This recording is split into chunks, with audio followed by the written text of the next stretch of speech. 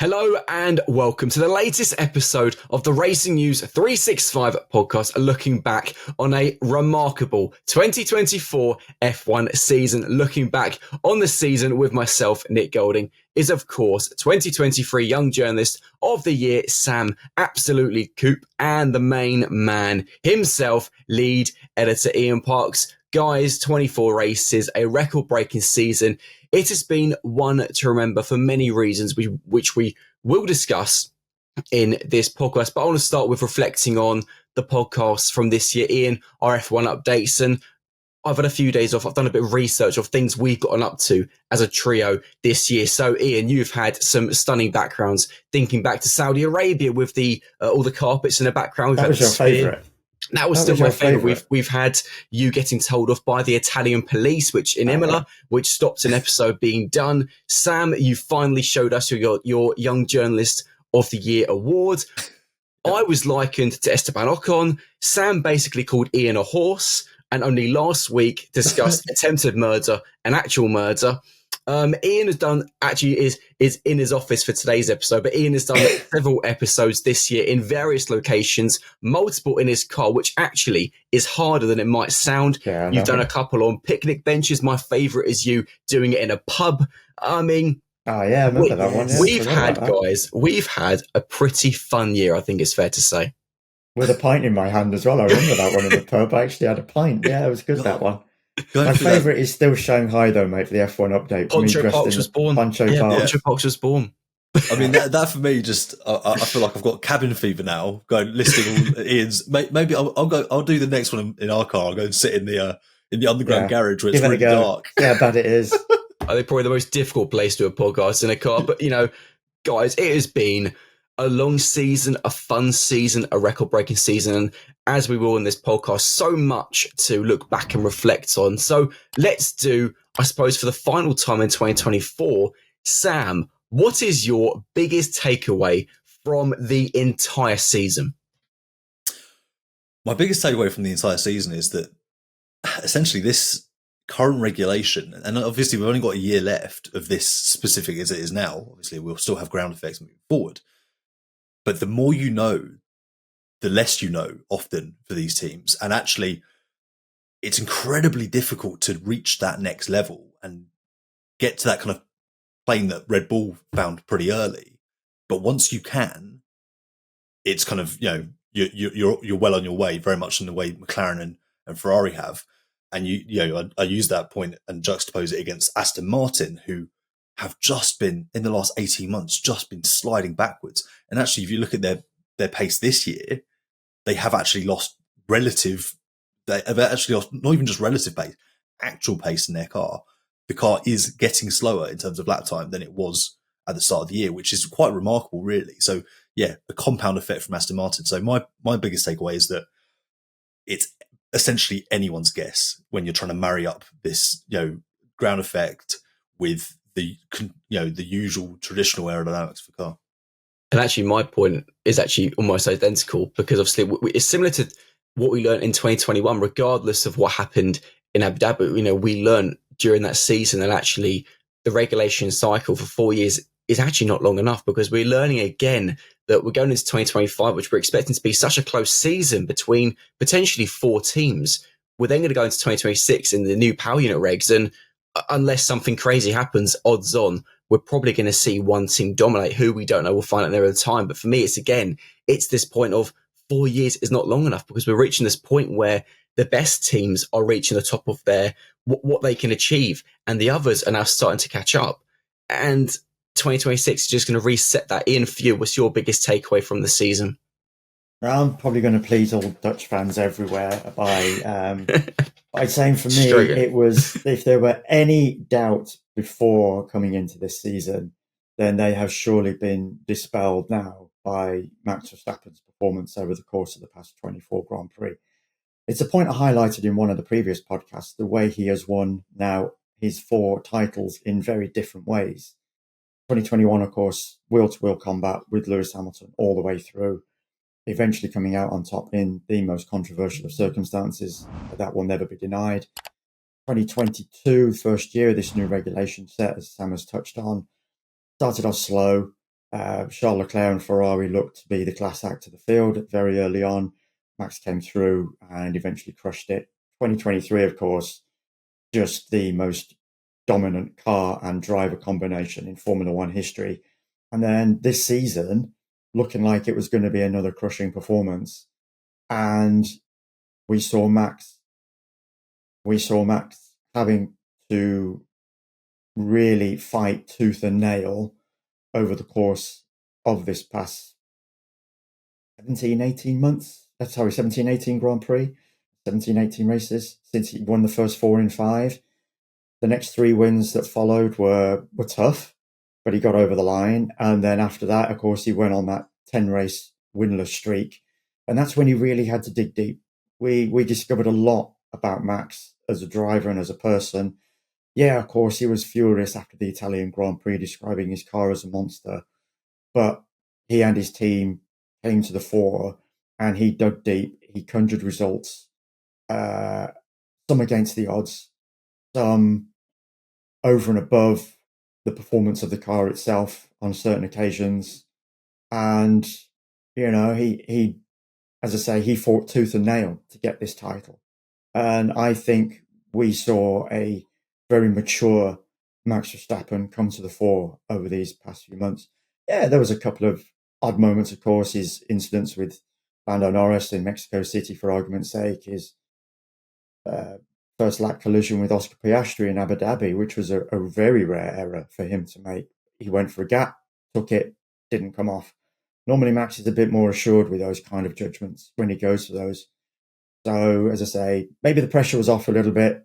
He knew he got the title in the bag on that particular occasion. But yeah, for me, Max has delivered to another level, and we've discovered a new side to Max.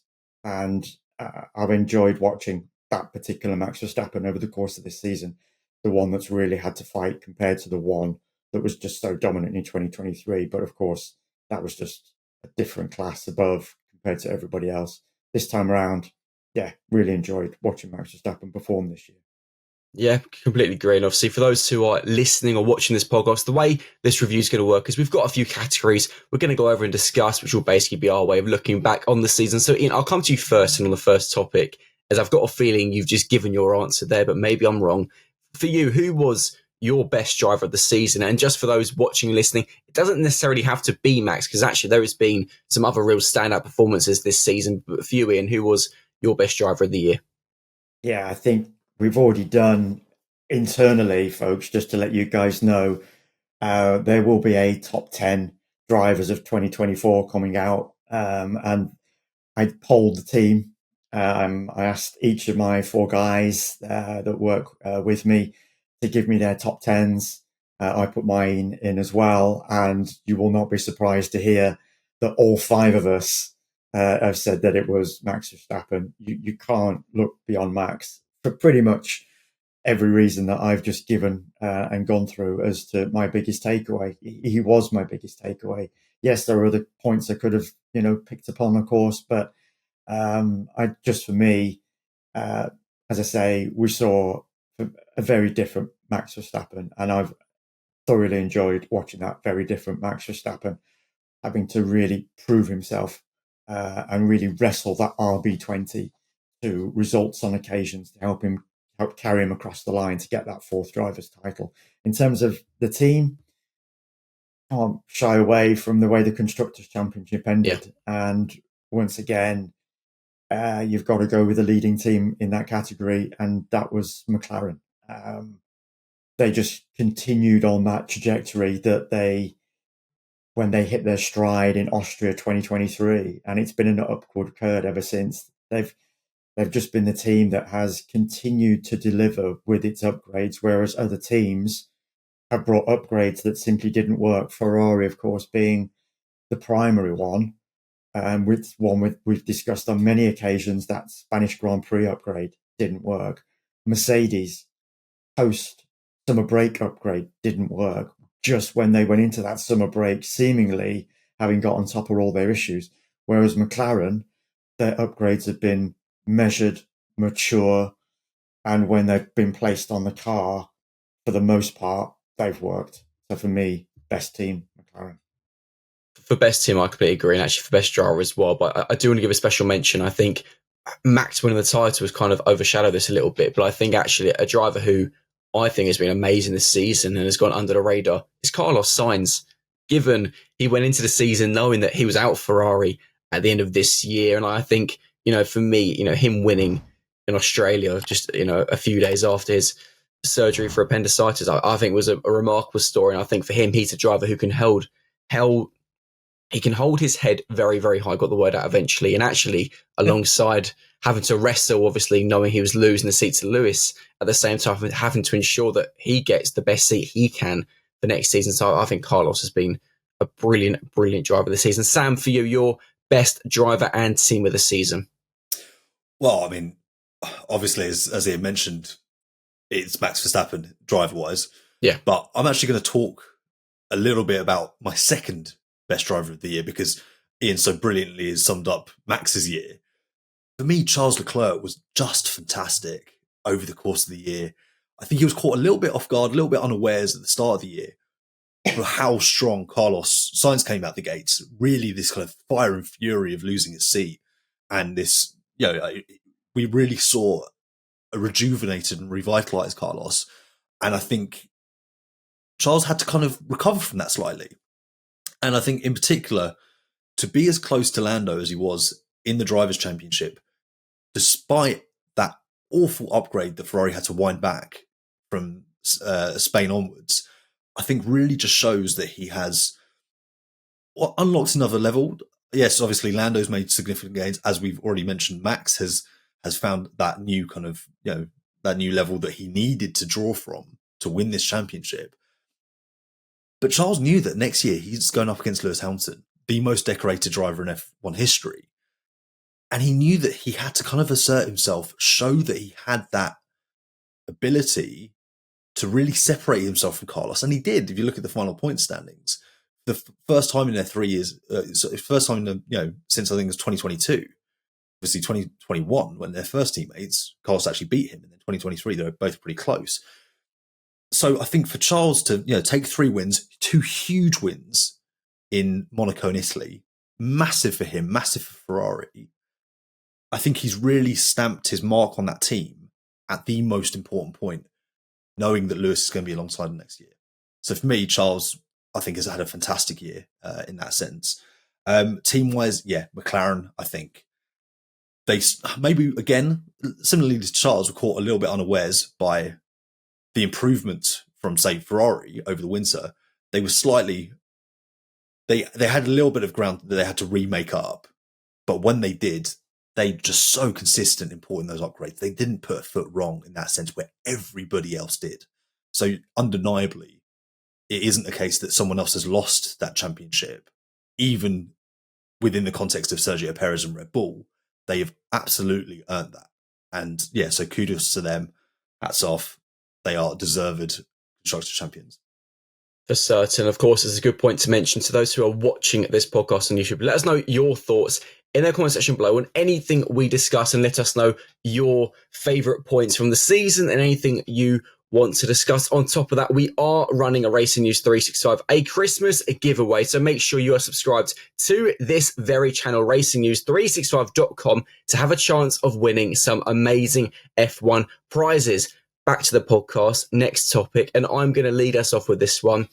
Give myself a bit of a turn. Most improved driver and team. For me, Nico Hülkenberg and Haas, I just think it has been this remarkable story. They lost such an influential and big figure in Gunther Steiner. That's a big figure for them to have lost for what is a very small team. But actually, Io Komatsu has come in and done, I think, a remarkable job. And Nico has, Kevin's had some great performances this season, but Nico has, in my eyes, really led that team and actually was so unlucky not to get sixth in the standings. Alpine only getting that really thanks to the Brazilian chaos and Pierre and Esteban doing something remarkable with a double podium. I just think Nico, in what is, not the best car on the grid, has been consistently in Q3, consistently scoring points in 8th, 9th, 10th, and obviously now goes to stake Sauber, and I think more importantly for Audi in 2026, being a driver full of confidence and actually can really lead that team, and thinking of Audi as well in 2026, and be someone who can really drive them into hopefully a good starting position. So for me, yeah, Nico and Haas, I think, have been exceptional. And I think the thing that's really interesting is we're seeing more and more now in F1, these technical figures becoming team principals. And then I think that's going to be something we're just going to see more of, because you look at several teams on the grid who have now adapted that philosophy. And it's something which quite clearly is working, which I think is really, really interesting. Sam, I'll come to you next. Who is your most improved driver and team?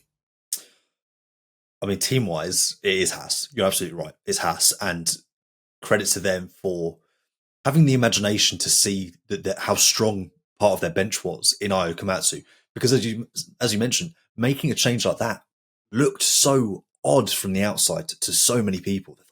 Yeah, it's Gunther Steiner. He's larger than life. He's this massive character, and he is so influential within that team. But actually, sometimes in professional sport, though, decision makers higher up are able to see that actually what's coming through behind that, very impressive person, so on and so forth, is better and is needed. It's, when a sports franchise gets kind of, their star players get traded away, or, they blow up a winning team. And then suddenly what emerges from that is more than was there before. That is very much the case with Haas. It's a Phoenix from the Flames type story. So absolutely it's Haas. So for my, short answer, I'm going to go a different way and look at it from across the year. And for me, it's Alpine. The way they've dug deep to turn that car around, regrow that team, and put it in a position where it can build from next year, I think has been really impressive. It was not easy making the change of direction, changing car philosophy over the winter. They were really, really struggling early in the year, and they've ended the year looking promising that they will be able to kick on. That really they suffered, and it wasn't for naught. There was a good reason for doing that. So for me, across the year, Alpine has massively improved. Driver-wise, it's difficult because so many drivers have improved, and I'm going to go with Lando Norris, because I think he still has some way to go. Yeah. But first Grand Prix victory, now up to 4, 8 pole positions across the year. He's really shown his ability to put a lap together, which was already a strength of his, but he's really taken it and run with it this year. So for me, Lando Norris is definitely the driver that I feel has improved the most. He's also got some of those kind of bugbears off his back. He's managed to get rid of those, like his first laps. He has improved. And we saw that at points, Abu Dhabi, for example, on pole, just, no, I'm going to nail this. And he did. And he won the race comfortably, a really complete Grand Prix weekend. So for me, it's Lando Norris. Ian, for you, most improved driver and team. Yeah, I'll obviously keep it short because I appreciate we've got a few topics to get through, and we got a time deadline that our Dutch colleagues have set us these days. So we need to adhere to that. Thank you, Jos and Joris. Shout out to those two guys. Sam's pretty much called it on both the driver front and the team front. When you look at the various teams, you can't look too far beyond McLaren, Alpine, and Haas, for all the various reasons that have been outlined. I think team-wise, when you look at Alpine and Haas has had that gradual improvement, whereas Alpine has just, a borrow Sam's phrase, Phoenix from the flames almost, because they were nowhere. They were dead and buried. They were burned in pre-season, and those first few Grand Prix, they were looking like a team that was going to finish dead last at one point in the Constructors' Championship. And then obviously they had the changes behind the scenes. They had Flavio come in. They took on a new team principal in Ollie Oakes. They shipped a load of staff. They've had all the stuff going on behind the scenes with this opting to no longer take Renault engines from 2026. So that was a major body blow for everyone within the organisation. They've had so much go on, that particular team. And when you think as to the way it finished the season, and yes, we're looking only the last few races, the most recent races, where that upturn in form really came. But nevertheless, from where it was to how it finished the season, I think I'm going to go with Alpine as the most improved team, simply because of the low benchmark that it was at right at the very start compared to the high at which it finished. I mean, that 6th place in the Constructors' Championship. And yes, we know the bulk of that points that allowed it to claim that 6th place was via its 2nd and 3rd finish by Esteban Ocon and Pierre Gasly in the Brazilian Grand Prix. Nevertheless, it was there at the right time. It got through that Grand Prix, whereas many other cars and drivers didn't. And it was still going strong via Pierre in the last 3 Grand Prix, 2 good results that Pierre finished on in Qatar and Abu Dhabi. And then driver, again, yeah, I hear you shout for Nico. I'm going to pretty much side with Sam on this one and go for Lando. Simply because all the stats that Sam has mentioned, and also for the fact that he outshone his very highly thought of teammate in Oscar Piastri, both in terms of race performance, race results, and qualifying results. But what I'm now expecting of Lando, and I'm going to look ahead to 2025 rather than back on 2024, is him now to make that seriously progressive step and to hold his own in the world title fight, drivers' world title fight in 2025. He's made this big step this season. Now it's a case of, has he really got what it takes to be the drivers' world champion next season? Because he's going to have the car. We've seen he's got the talent on numerous occasions. We've also seen, though, he's made quite a few errors, which he clearly has to eradicate if he is to be firmly in that mix all the way to the end. And I mean, not just the playing catch up as he had to do this year with Max, but we're talking about from the get-go being that driver that can not so much dominate, but at least be permanently in the mix every single Grand Prix. And as I say, all the way to the finish line to be a world champion next season. And that is one of the biggest talking points looking ahead to 2025. I think it's now time to get controversial. And Sam, you've had a really long weekend for numerous reasons. So I think it's only fair to come to you first. Who is your biggest disappointment, team and driver of 2024? And actually, I think there are a few. There are a few. Do they have to be the same team? No. Okay. No. I'm going to leave the obvious one wide open for you two. In terms of driver, I'm gonna stay within the same team and driver. I'm gonna say Aston Martin and Lance Stroll. For me, Aston Martin is, I don't need to team and driver, unfortunately. So I'll just come up with something else. It's so blatantly obvious, isn't it? I mean, come on. Aston Martin just abysmal this season, and Lance Stroll, it's like, we know why he's on the Formula One grid, so it's like, come on, Lance, do something, show us something. It's one of those.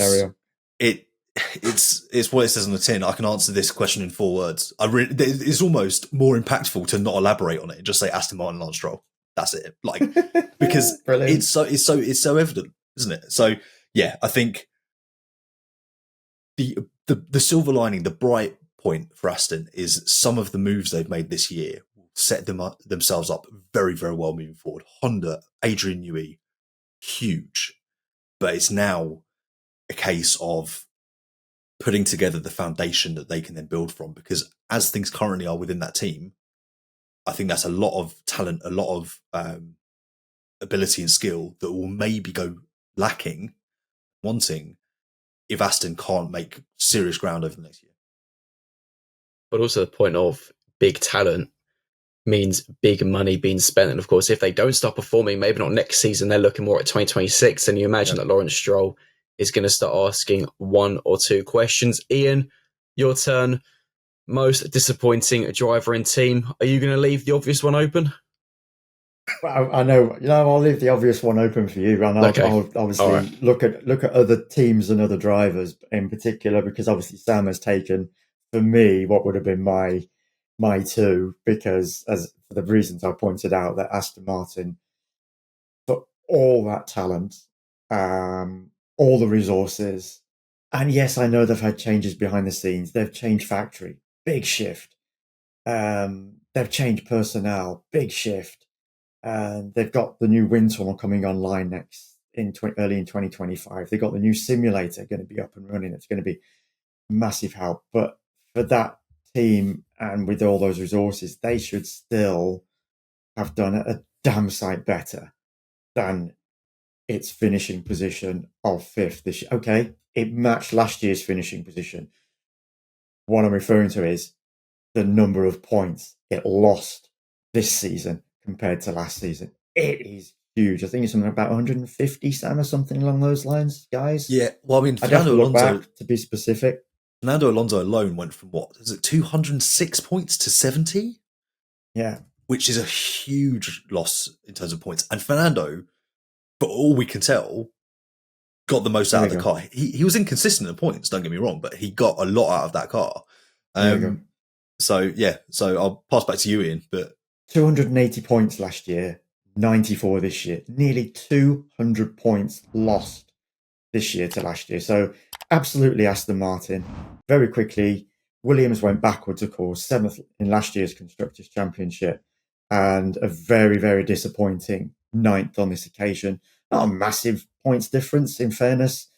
28 last year, 17 this year, so only 11 points lost, but they really should have taken a step forward and really been in the mix for that 6th, 7th, 8th in the Constructors' Championship, battling Alpine, Haas and RB, but didn't take that step forward. It's been a step backwards, and obviously then just Sauber. Kick Sauber, Stake, Sauber, whatever you want to call them, all the different monikers that they've been given over the course of the year. Just a mess of a team. And at least they've come away with it without that big fat 0 against their name. Thanks to Zhou Guanyu's 4 points in the Qatar Grand Prix, of course. And then drivers, oh, Jesus. There's only one driver, isn't there? Obviously, we've had Lance Stroll. It's got to be Checo. Sorry. Well, not sorry. Of course it's Checo. 49 points over the last 18 Grand Prix with that car that Max Verstappen won the World Drivers' title in. It's can't compare. It's just unbelievable how bad he has been.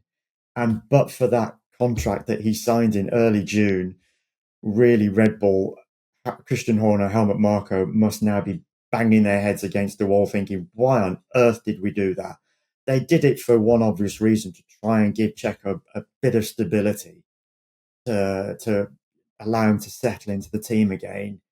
And it's just completely backfired on them, because this is a driver's decision that would have been made a hell of a long time ago.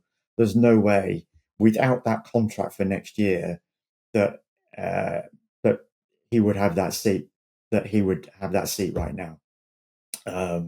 Pretty confident that they would have already made a decision as to who would be that second driver alongside Max. But as we sit here on Monday morning, 16th of December, recording this podcast, it just goes to show the difficulties quite clearly within that contract that Checo has signed, because without a shadow of a doubt, if there were clauses within it that would allow Red Bull to escape, they would have escaped by now.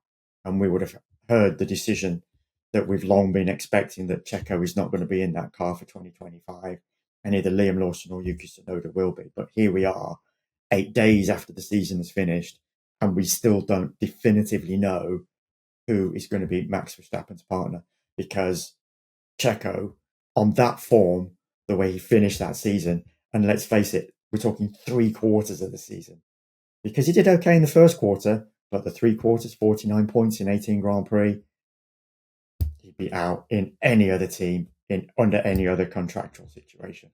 Just before your turn, Nick. Off you go, pal. Sorry, Nick, just before you say it, because there's so many ways of slicing the Max versus Checo numbers. But for me, what really frames it is that this is the first time since 1990. It's the worst performance from a second driver, a championship winning driver, since 1994. And quite poetically, Michael Schumacher's teammate in 1994 was Jos Verstappen. That for me, I love that little fact. And I think it just, speaks volumes to the year he's had. So anyway, over to you. Okay, over for me. So obviously won't do Checo. I'm going to say Lewis Hamilton. I knew you would. And I think it's, yes, okay, he claimed the 2 wins and Silverstone was amazing. But I think we all expected more from his final year of Mercedes. This relationship that's lasted 12 seasons, an association that's lasted 26 years, if I'm correct on that, since his karting career.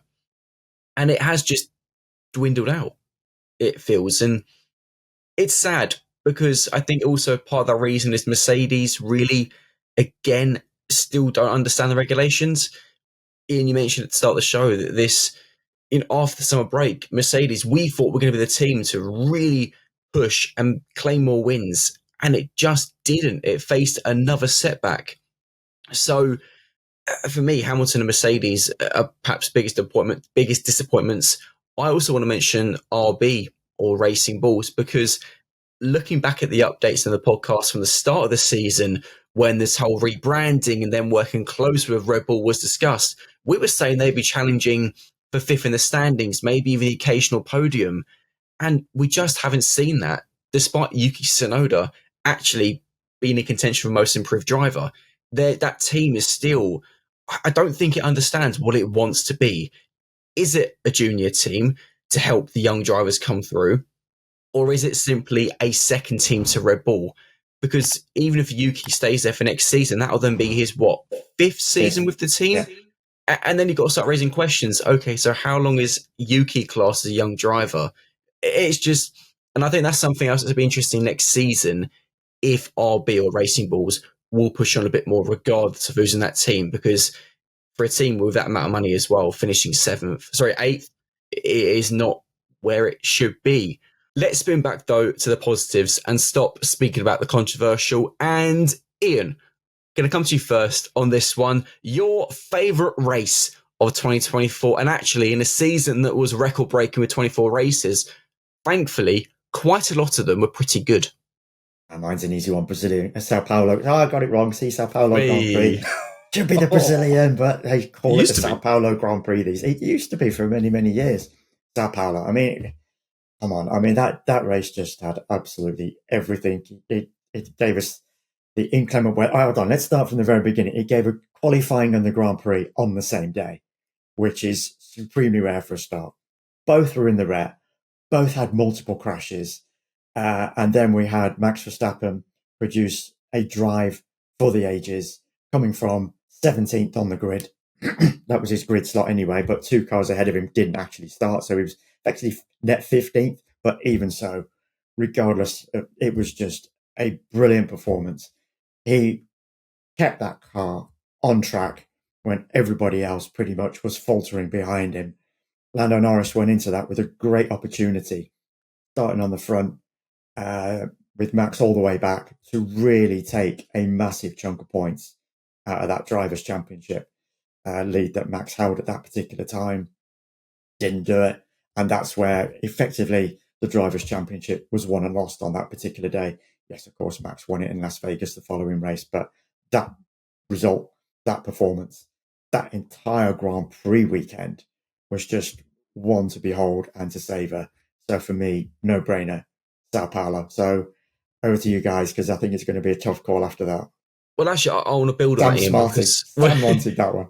I want to build on that, Ian, because you make a really, really good point in that actually, whilst, okay, yes, the title was won in Las Vegas, actually, it was that win, which it feels like won Max the title. And what I think is so amazing about that is the fact that actually in those conditions, it didn't matter what car you had. We saw the Alpines finishing second and third. It was a race which separated the machine from the driver. And Max yet again showed that when the conditions get tough, at the moment in Formula One, there is nobody better. We saw almost every single driver go off the circuit, touch a white line. Max, if I remember correctly, didn't make a single error, was just almost picture perfect for the entire race, despite having a car which wasn't actually that good that weekend. It's easy, it's easy to forget that was one of the weekends where Red Bull were struggling, yet Max just did something remarkable. And I think, yes, Sam, it's I need a few more minutes so you can go next, because it's a difficult one to beat, in all honesty. It's one of the best races, not just of the year, but actually probably in recent F1 memory. Yeah. Oh, yeah, I completely agree. The irony of this is that I'm not entirely sure this is the race that I chose at the mid-season point, but I'm going to hold firm with what I'm pretty sure was Ian's choice at the time and say the British Grand Prix. In lieu of Ian saying Sao Paulo, to offer something a little bit different and allow it to serve maybe as a recap, given that it's been answered already. But for me, just it had a bit of everything. It had missed opportunities from McLaren's front. It had weather and mistakes in the changing face of the race. It was very dynamic. There was a multi-car fight for the lead. You didn't really know how it was all going to shake out until the closing stages. And also consistent with the Sao Paulo Grand Prix, you had a Max Verstappen just conjured, to use Ian's word that I very much enjoyed earlier. It's not the first time I've heard that word, just to clarify. But anyway, to Max conjuring something out of that dogged RB20 to finish second was an absolutely brilliant result. And also, I mean, just the atmosphere of Lewis finally getting over the line first after so long that, be a Lewis fan, be a Max fan, I think everyone can appreciate the enormity of the moment, the emotion that came with that. And it was a huge, huge moment, a defining moment for Lewis Hamilton in his career. And that's strange to say, given how many defining moments he's had. And it was ultimately what will kind of punctuate a very inconsistent year for Lewis and Mercedes in their final year together. So that will be the thing that they remember when they look back on that final year. And yeah, for that reason, the British Grand Prix for me was just a blockbuster of a race. Yeah, I don't think either of those personally can be topped out. I think for me, Sao Paulo does just have the edge over Silverstone, but even Silverstone was amazing. I mean, some other special mentions. Canada was thrilling once again in those mixed conditions. Of course, we saw in Austria the clash between Lando and Max. There has been so many races this season which have just been brilliant. And you look at, for example, 2023, we're at 2023, where there weren't too many amazing races because Max was so dominant that there was no fights for the win because he was 20 seconds up the road. Whereas this season, we've seen on so many occasions genuine battles for the win. And that's something I don't think in F1 in recent memory you've been able to say too often. We've seen several battles for the podium or maybe for the midfield, but not for the win. And I think that's something that we can all be excited about next season, is that, with Red Bull, McLaren, Mercedes and Ferrari, there's a very good chance we should see that many more times next year of the race victory coming down to the final lap, the final corners, because actually there is nothing better than that, than having a storyline for an entire race. So hopefully, fingers crossed, next year does deliver and isn't rubbish, because if it is, I think we have to be to blame because we've spoken so highly about it and kind of... Anyways, last talking point, and I think this is a really, really nice one to end on. What has been your favourite moment of the season? It could be something on track, it can be something off track. I will go first because for me, my favourite moment, and I mentioned it earlier in the podcast, is Carlos Sainz winning in Australia. I just think that story, the fact he was racing in Australia full stop, was remarkable. Just how many days was it after his surgery for appendicitis? It was 2 weeks. 2 weeks, if that or something. It was staggering, given the condition he was in. He still almost didn't look, he still wasn't walking healthily. The Ferrari was still a bit concerned. If I remember correctly, he actually even missed part of the first practice session as a precaution, if I remember correctly. But regardless, the fact that what he put his body through to win that race, just so many days after surgery. I mean, we were speaking, I remember doing the F1 update in the podcast after that race, saying there is not a chance in hell we would drive our own cars 10 days or so after a surgery of that magnitude, let alone race a Formula One car, across an entire weekend. But that alone, I think, really showed what Carlos is made of. He's a driver who is going to dig deep and give his absolute all. Because also, imagine if that had been his final win for Ferrari. And I think obviously he did then claim another one later in the year, but I just think that's the kind of driver that Williams are going to be feeling really, really lucky to have. And you do just hope that, not just for Williams' sake, but also for Carlos's, that Williams do have a car which is relatively competitive next season, because actually Carlos is too good a driver, in my opinion, to be fighting in the midfield. He deserves to be in a top package, and actually it would not surprise me. Who knows if he's back in Ferrari in a few years when Lewis eventually retires? You never know. Weirder things have happened. But it's just, that for me, Carlos' win in Australia, that's my favourite moment of the season. Sam, you can go next. We'll let the lead editor bring us home. Okay. I've got a couple. I know we talked about Charles winning in Monaco earlier in the year, so I'm going to leave that and say Charles winning in Italy was my favourite on-track moment in terms of just the atmosphere that you got from the Tifosi, a huge win for the team at home, just the scenes after when everyone was on the podium were just, it was a sight to behold. And my off-track moment, because I was being nice and quick, is the Cadillac entry, the ground moving on that in the right direction. And that's my favourite moment because I think it sets F1 up so well from an already considerable position of strength moving forward. It's something that everyone's been calling for so long. And actually it allows us to look back on the Andretti decision and go, you know what, fair enough. It wasn't F1 just being difficult and, heeding the wants of the teams that are obviously very financially oriented, and it actually, there was considerations behind that, and it continued to work towards an equitable solution. So for me, that was a massive moment. That, is my favourite moment because of what it then means. 2 more drivers, far more opportunities, and just, I think the sport will be better for it. Ian, I wanted to come to you last on your favourite moment, because obviously you have been our man on the ground at the majority of races this season. So I imagine you've probably got quite a few favourite moments, both obviously on the track, but also probably off the track, given obviously you have been in the paddock for the majority of the races. Yeah, so on track for me, Sam touched on it a degree when he mentioned that British Grand Prix was his best race. And for me, the favourite moment was that Lewis Hamilton victory, for all the reasons that Sam outlined, without the denouement of the fact that you could feel this tension rising inside Silverstone as Lewis was drawing closer. And it was a case of, this is 2.5 years without a victory that this guy's been waiting, and it's like, come on, get that car over the line, And when he did, the euphoria, I mentioned it at the time when we did F1 Update. If Silverstone had a roof, it would have been literally lifted off. The roar, the noise, and the emotion from Lewis as well when he crossed the line as to what it meant to him, having gone through everything that he went through over that 2.5 year winless drought, finally get a victory, but not just a victory, do it on home soil where he has become so revered. He's such an icon.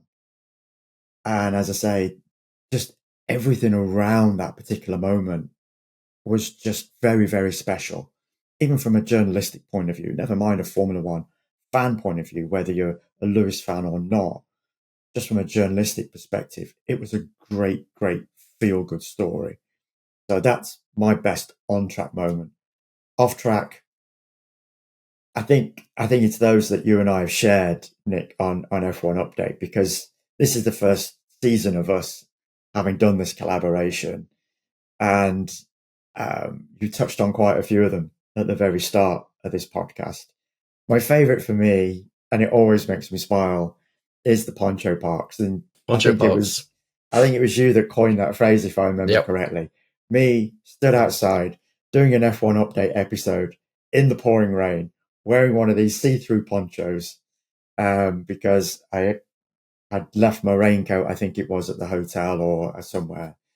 And yes, just the wind blowing, the noise rustling through the poncho as well as we were trying to do this update. I think it was post-practice, wasn't it? It was the post-practice in Shanghai. Yeah. Right, post-practice. It was just brilliant. My second favourite beyond that was I'd made a point of when I was in Las Vegas of wanting to do an update with a sphere in the background.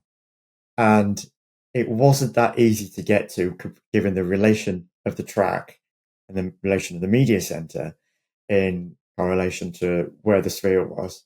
And it took me a 15-minute walk to finally get to standing outside the sphere. And just as we were about to do the update, they'd got the Max Verstappen on the sphere, him stood 2024 F1 world champion. I thought, this is going to be great. I've got this in the background. Just as we were about to start it, it went and never returned. And I thought, you buggers, I've taken all this time and effort to get to the sphere with Max in the background, and we've just missed it. But nevertheless, it's still, after all that, provided a great backdrop. So I was pleased we got it in the end, because for me, that was one of the favourite backdrops with the sphere in the background. If I remember correctly, it was actually replaced by a Mercedes-Benz advert. Yeah. I think it might have been more perfectly timed. It was Red Bull's Max Verstappen had just become the drivers' champion. And just as we started, a Mercedes-Benz advert appeared on the sphere. Brilliant timing. Brilliant. If we're doing off-track favourite moments, and mine's quite easy, and it's actually one of our last F1 updates of the year in Abu Dhabi, with Ian being video bombed by three people who were quite clearly having a very, very good time, and rightly so. They're in Abu Dhabi, and it was, that's one moment I would highly recommend looking back on and watching, because it was brilliant. And of course, as I mentioned earlier in this podcast, anything you want to discuss from the 2024 season, any of your biggest talking points, your favourite driver, your most disappointing driver or team or whatnot, let us know in the comment section below on YouTube, because we would love to interact with you guys and see what you thought of the season.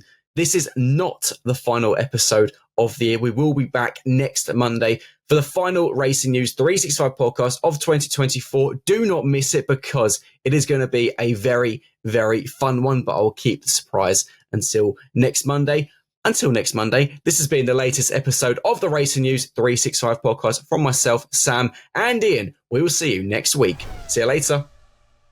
This has been hugely enjoyable. I hope you've enjoyed it as much as we have recording this one, folks. And as always, take care. Thanks for joining us.